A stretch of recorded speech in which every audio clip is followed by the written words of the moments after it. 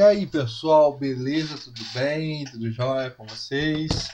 Chegamos ainda a mais uma aula nossa aí do nosso CHC. Você deve estar percebendo que eu estou falando num tom mais leve, num tom mais calmo, um tom mais baixo. Porque, como você pode observar aqui do lado aqui, ó, é dia 26, domingo, abril, né? 26 de abril de 2015. No domingo, e olha a hora, pessoal, são 2h15 da manhã, exatamente isso. Já gravamos várias aulas já hoje, né? Pela parte da tarde, na parte da noite, estamos aí na madrugada, mas o CHC é para isso, é para te ajudar. Então eu vou falar um pouco mais baixo, mas continuar daquele mesmo jeito, extrovertido, alegre, uma explicação saudável que vai te melhorar na hora da sua prova. Mas também não posso falar muito alto, então vou acordar o pessoal que está dormindo. Mas tudo bem, pessoal. Beleza? Tudo bem? Tudo jóia com vocês? Vamos deixar de lenga-lenga. Na nossa última aula, nós falamos sobre o que? Vou ver se vocês lembram. Governo geral. Tudo bem. Mas, primeiramente, vamos falar da nossa lenga-lenga. O nosso curso de História completo para concurso e vestibular. O professor serve para militar? Serve sim. Seja bem-vindo, aluno do pré-militar. Seja bem-vindo também, meu aluno novato. Esse curso serve também para o pré-militar. Mas o e-mail está aí, historiacom1@outlook.com, o Facebook IstoSá, o celular para mensagem 3291650267 e o site do nosso CHC, o curso de História completo.webnote.com. E o professor, quem que é? Professor isso mesmo, sou eu, porque está escrito até aqui no cartaz aqui também, como vocês podem observar, esse cartaz bonito. Muito obrigado pelos elogios, cartaz muito bonito. Então vamos lá. Continuando falando sobre história do Brasil, parte 5, isso mesmo. Falaremos hoje sobre a União Ibérica, restauração portuguesa e invasão holandesa. Pessoal, eu preferi falar da restauração portuguesa porque, tipo assim, eu vou mais ou menos assim, como que as coisas firmaram, entendeu? Sei lá, eu quis pôr assim, mas tudo bem.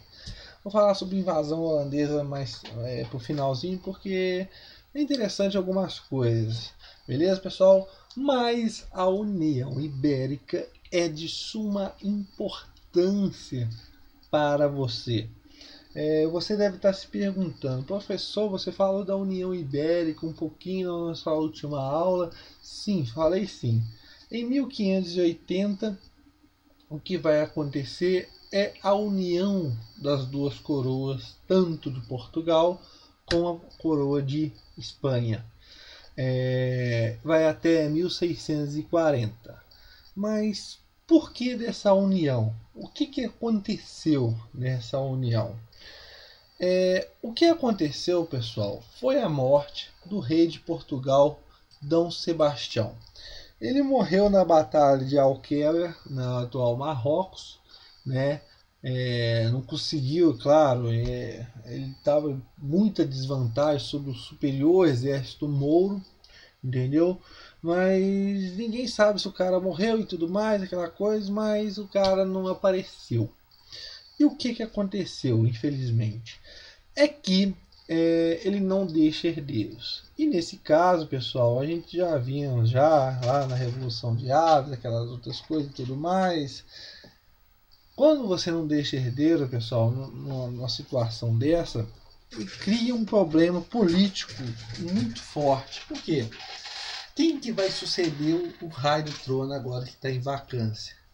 Nesse caso, entrou o seu tio, um cardeal velho também, o Dom Henrique. Tranquilo, pessoal? Mas o que acontece? Dom Henrique, como era velho, ele morre. E passa, vamos dizer assim, a coroa para Felipe II da Espanha. Peraí, professor, Felipe II da Espanha, o que tem a ver com Portugal? Vamos dizer o seguinte, primeiramente, pessoal, é interessante até nós falarmos que tem uma passagem do povo, né, da população de Portugal, que fala que Dom Henrique está no inferno, mergulhado no capeta e tudo mais, porque passou a coroa portuguesa por um catalão, né, e tudo mais, aquelas coisas por um espanhol. Mas voltando aqui, Felipe II, ele era, como que eu posso dizer, ele descendia por um lado materno nesse caso, da linha direta do rei Dom Manuel. E isso colocava ele na linha de sucessão do trono. Mas tinha outras pessoas, Dona Catarina, o próprio cara aí, o Dom Antônio, que vocês estão observando aí, mas só que Felipe II consegue vencer todos eles e coroa-se por rei de Portugal também. Ah, mas aceitou, não teve rebelião, não teve nada? Teve sim. Dom Antônio ainda tenta fazer uma rebelião e tudo mais, mas o Duque de Alba vai e sufoca tudo e firma Felipe II como rei de Portugal e Espanha. Começa então a tal famosa União Ibérica. Pessoal, a União Ibérica para o Brasil, de certa forma, foi boa, mas de certa forma foi negativa. Por que eu quero dizer isso? Vamos falar dessas transformações, né? Vamos no caso agora das transformações, vamos dizer no caso bom, né? Tordesilhas, pessoal, o meridiano de Tordesilhas, criado lá em 1494, vai acabar. Claro, né? Tordesilhas tem que acabar nesse caso. Por quê? Para que vai ter um meridiano dividindo Portugal e Espanha e ser a mesma coroa agora? Então, nesse caso, o meridiano de Tordesilhas, ele acaba, entendeu? Acabou, tudo mais. E isso vai ser de bom valor para o Brasil, porque nesse momento que Tordesilhas acaba, você vai ter a entrada do pessoal mais para o interior do Brasil, né? Descobrindo nova terra, vai expandir mais a região da Amazônia, de Goiás, de Minas Gerais e tudo mais, a busca de metais preciosos, aquela coisa toda. Você vai ter um fluxo maior e você vai observar que com a União Ibérica, pessoal, com o fim do Tratado de Tordesilhas, você vai observar o quê? Um alongamento das fronteiras brasileiras rumo ao oeste, né? Demarcando ainda mais as fronteiras brasileiras. Por que os espanhóis não vieram para o lado do Brasil também? Porque, pessoal, eles não interessavam muito para o Brasil, porque eles tinham lá as suas minas lá no Peru e tudo mais, aquelas coisas todas, e lucravam também na Nova Espanha, lá no chamado México, né? E não queriam nada a ver. E os visitantes aproveitaram isso e expandiram essas fronteiras. Foi uma vitória, né, nesse caso. Eles tentaram fazer alterações também na organização jurídica, administrativa, criando novas leis, como a Lei de Ordenações Filipinas. Em 1603, pessoal, eles vão criar o estado do Maranhão e do Grão-Pará. Mas para que eles criaram isso? Foi um motivo de tentar proteger contra a invasão holandesa. Nossa, professor, você chegou num ponto, os holandeses. Calma que nós vamos chegar lá quando a gente falar dos holandeses, da invasão holandesa. Mas continuando aqui, pessoal, é interessante frisar que Portugal e Espanha estavam juntos, né? Estavam no domínio do mesmo rei. Só que através desse juramento de Tomar, o que vai acontecer? O rei desse juramento, Felipe II, ele teve o quê? Ele foi obrigado a fazer esse juramento para preservar a imagem de Portugal. Ou seja, a União Ibérica não era uma conquista de Espanha sobre Portugal, não. Era uma união entre os reis e tudo mais sobre a casa, mas não era essa tomada, essa conquista.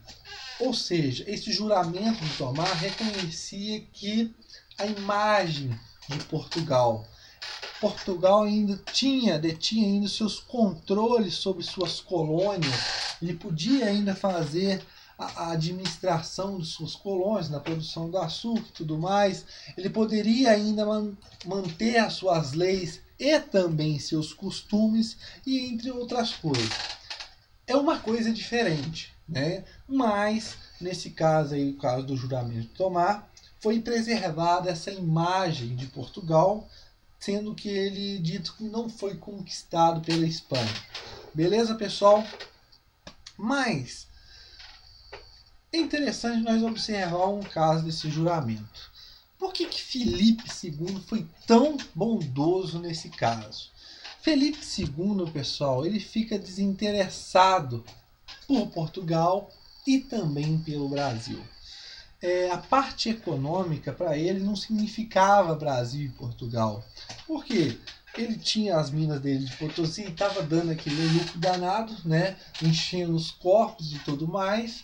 Só que isso não serviria nada para ele e ele deixou do jeito que estava, né, pessoal? E o que ele preservava nesse caso?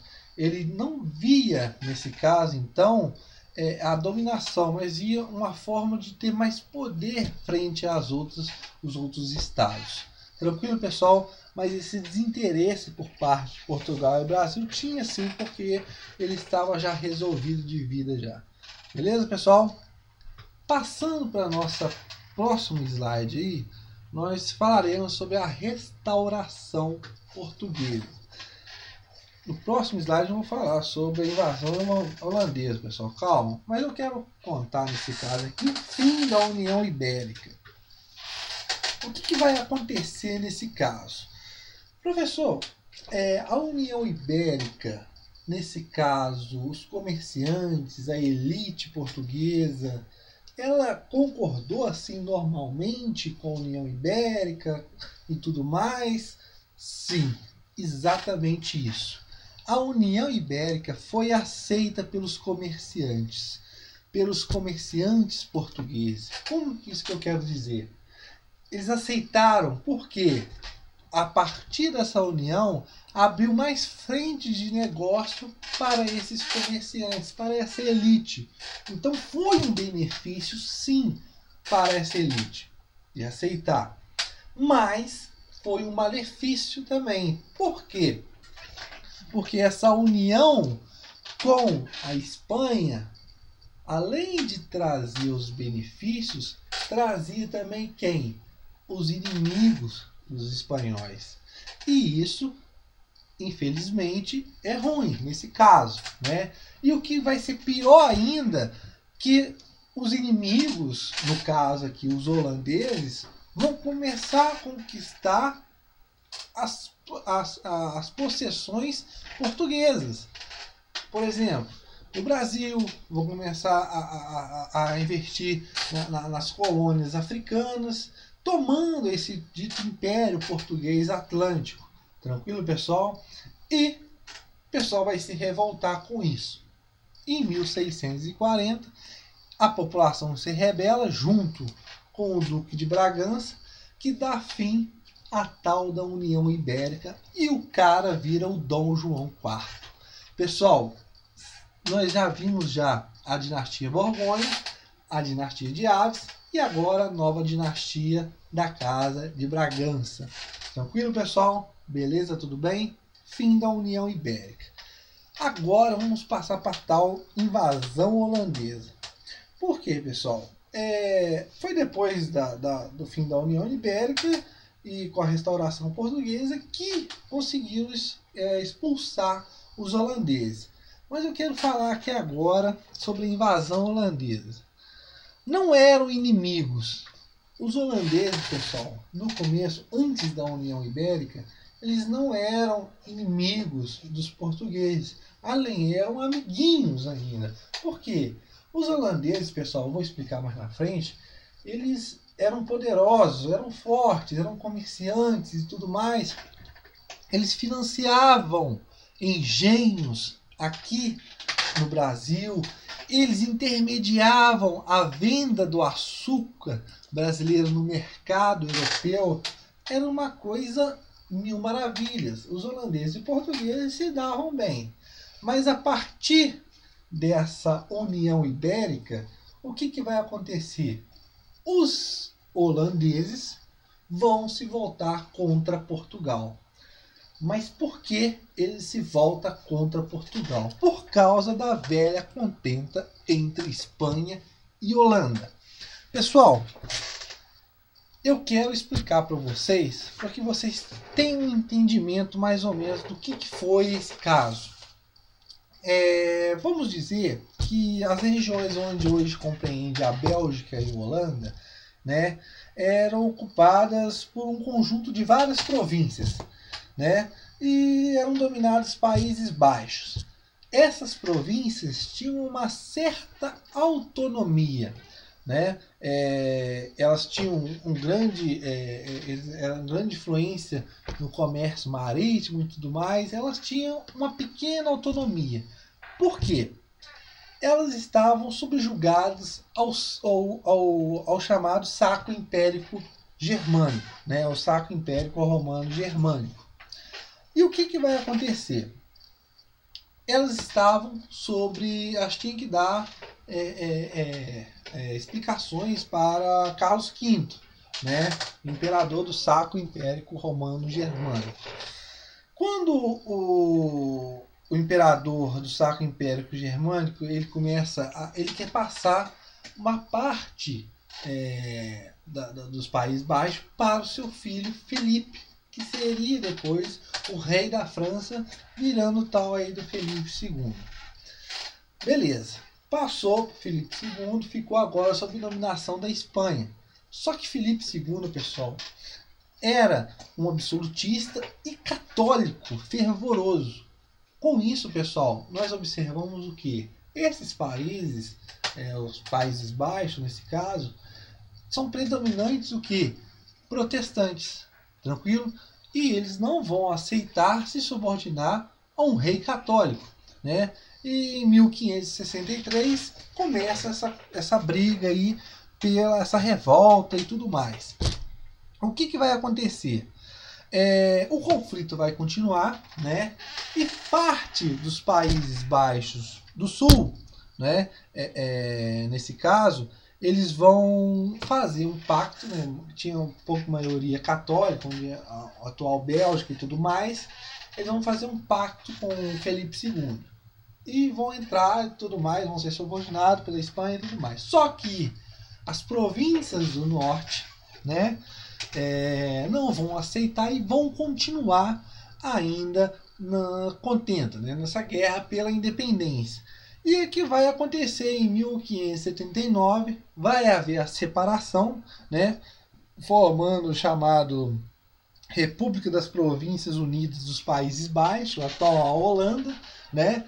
Mas nasce aí, pessoal, uma Holanda forte, porque ela era voltada do comércio e tudo mais, tudo aquelas outras coisas, era forte na parte da marinha, já fazia comércio e tudo mais com as Índias e aquelas coisas todas, só que a Espanha não aceita essa coisa e continua essa contenda contra os holandeses. É daí que vem essa guerra, essa rivalidade entre espanhóis e holandeses. E isso vai trazer para o Brasil, né, por causa dessa União Ibérica. Beleza. Vai piorar mais ainda, pessoal, quando a Espanha proíbe navios estrangeiros de aportarem aqui. E o que vai acontecer? Olha só, pessoal. A produção, o dinheiro todo que os holandeses ganhavam no intermédio com o comércio na Europa do açúcar brasileiro, vai se sentir fragilizado. E o que vai acontecer com os holandeses? Vão tomar uma iniciativa. Em 1621 é criado a Companhia das Índias Ocidentais. Você também tinha as Companhias das Índias Orientais, que ficavam por parte da colonização e do comércio com as Índias. Aqui é para o lado do Brasil, a Companhia das Índias Ocidentais. Tranquilo, pessoal? E em 1624, eles são repelidos na Bahia. Vamos dizer assim, eles invadiram Salvador e tudo mais, tomaram, a população fugiu para o interior, aí saquearam, só que a maioria da frota levou tudo que seja saqueado e eles ficaram fraquinhos e foram repelidos. Mas, o que vai acontecer? Em 1630, os holandeses voltam. Os holandeses voltam e tomam Recife e Olinda, ou seja, é a tomada de Pernambuco, aquela coisa toda, a invasão de Pernambuco. Eles vão ser bem financiados, pessoal, porque os holandeses vão fazer um grande roubo, né? Eles vão pegar, né, um navio espanhol abarrotado de prata, né, perto de Cuba.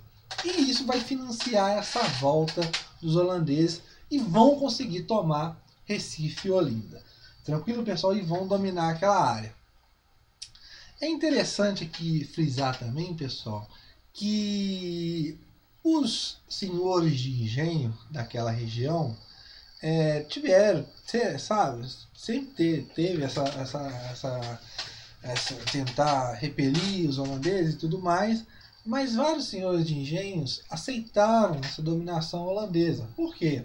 Eles poderiam fazer empréstimo às companhias das Índias Ocidentais e, com isso, melhorar os seus engenhos. As companhias das Índias Ocidentais, eles vão delegar aqui nesse caso aqui Maurício de Nassau, ele vai investir muito nos engenhos para a produção e tudo mais, e esses senhores de engenho vão aceitar assim, de forma a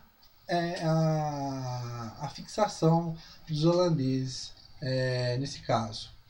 Mas Portugal, né, observa isso, perdi uma parte do Brasil, uma parte agora é holandesa. Mais ainda, pessoal, eles tomam ainda os holandeses colônias africanas, como no caso Angola. Pessoal, olha só, é tudo que os holandeses queriam. Eles têm agora, a Holanda tem com a parte da produção, né? Ele comanda a produção e ainda mais ainda comanda o fornecimento de mão de obra escrava. Por quê? Eles tomaram as partes produtoras de açúcar, né? E ainda tomaram ainda os fornecimentos de escravos, que eram colônias portuguesas. Óbvio que isso vai revoltar, né, os portugueses para retomar e tudo mais. Mas continuando aqui, nós iríamos ter nesse caso aí a insurreição pernambucana. O que vai acontecer nesse caso?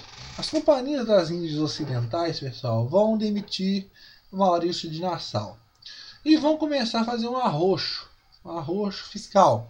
Ou seja, eles vão adotar medidas de cobrança de dívidas. Ou seja, aquele dinheiro que for emprestado à Companhia das Índias Ocidentais para os senhores de engenho, essas dívidas agora serão cobradas. E nesse caso, os senhores de engenhos vão tomar as dores, né, por ter serem cobrados e tudo mais. E vai rebelar para expulsar os invasores. Nesse caso, pessoal, é interessante falar que todos entraram nessa guerra, né, contra os holandeses. Colonos, lusitanos, índios, escravos, teve esse sentimento nativista nesse caso e vão expulsar os holandeses. Mas uma coisa ainda que eu gostei aqui, coloquei aqui pra gente ter, que a história, pessoal, ela está sempre ligada com outras coisas, entendeu? E nesse caso aqui é interessante falar, que nós já falamos aqui no CHC, a Holanda versus Oliver Cromwell. Pessoal, nós já vimos esse caso já dos cabeças redondas e dos cavaleiros. É interessante, pessoal, que Oliver Cromwell vai editar o chamado Atos de Navegações.